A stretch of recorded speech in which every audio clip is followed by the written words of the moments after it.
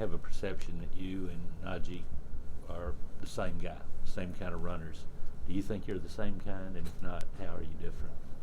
Um, Me and Najee, we have a lot of similarities, but I don't think we're the same runner. Like we all have great abilities, but I think Najee is more just a little bit more patient than I am, and as far as like in open space, the moves he like to make, we're not different in that. I mean, we're different in that category as far as like just making open field moves. He like to hurdle.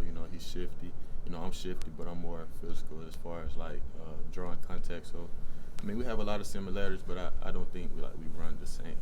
Brian, growing up in this town, what do you remember of that 2011 game of the century, Alabama LSU, the first one, and just what was the build-up like in this area?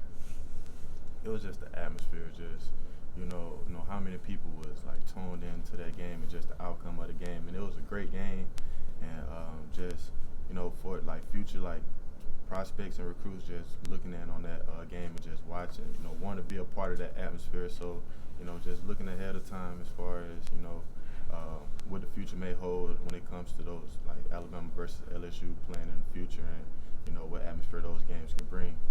Hopefully this game this year will have that same like atmosphere. Where did you watch that game?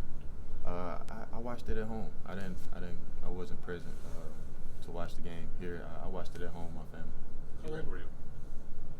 In 2011, that was 9 years ago. I was 11. Did you go to any? What's the oldest game that you remember, or the earliest game you remember in college football? The earliest game I can remember was it was back when Glenn Coffey was sophomore. I'm not sure what year that was, like off the top, but that's like the earliest game I can remember watching. Was that your guy? Glenn Coffey? Yeah. Yeah, actually he came out to one of my little league practices one time and seen us. So after that point, like I kind of look more into him, like just watching him just play on Saturdays.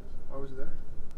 He just came, and spoke with our team, just gave us like a little motivational speech. I had a chance to, kind of ask him a few questions, just what his name and like what number he wore. At that time I was a kid, so I was kind of amazed to see, Alabama football player. You mentioned the atmosphere at that time. Can you compare it to what it is now? What's that like out there right now? I mean, what do you hear from family, friends, that kind of thing?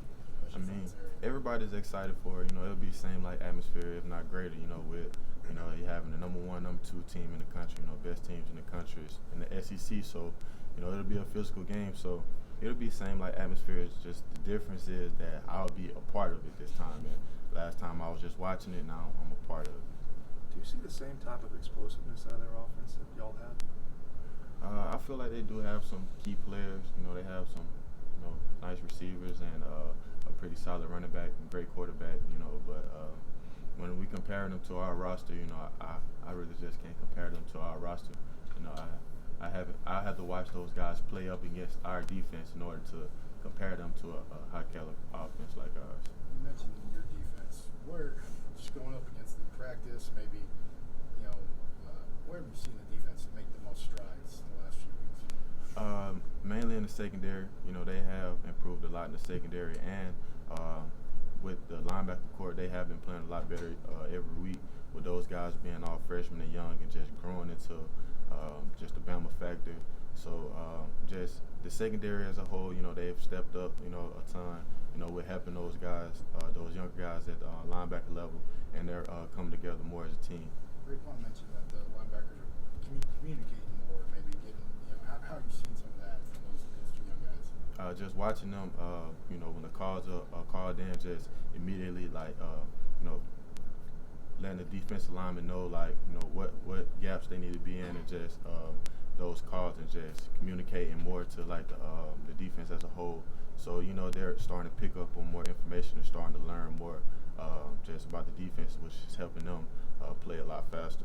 How much more does Deontay Brown? How much does he help the offense and make your job easier?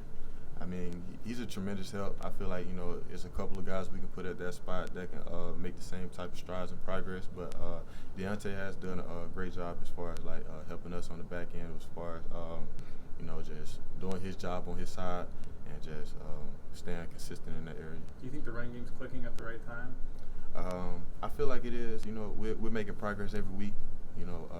you know, we had a slow start, but you know, we always had the ability to run the ball. We just had to kind of bring our offensive line group together as a unit, you know, and get them on the same page. So I feel like we'll continue to make strides. How have you seen Mac step into the first full game? I mean, how's he kind of stepped into it and understanding the offense and things like that? I knew like Mac Jones had the ability all along. You know, most people probably didn't see the abilities in him because they haven't watched enough on him. But I've been here, Mac been here since I've been here. We've been here the same amount of time, and I knew he was ready. You know, with his abilities, it was just the mental side of it. He just had to cross, and once he locked in and you know focused on the game, you know, it was just like playing high school ball over again. Ryan, two more with the Tua rehabbing and everything. What kind of spirits has he been in today this week? I was just positive. You know, Tua always positive. You know, he never questions why, you know, anything like bad happens. You know, he just, you know, move forward and continue to work on like whatever he needs to work on and control what he can control at the time. And I feel like he's doing a good job with that mentally. You mentioned How much has he helped Mac?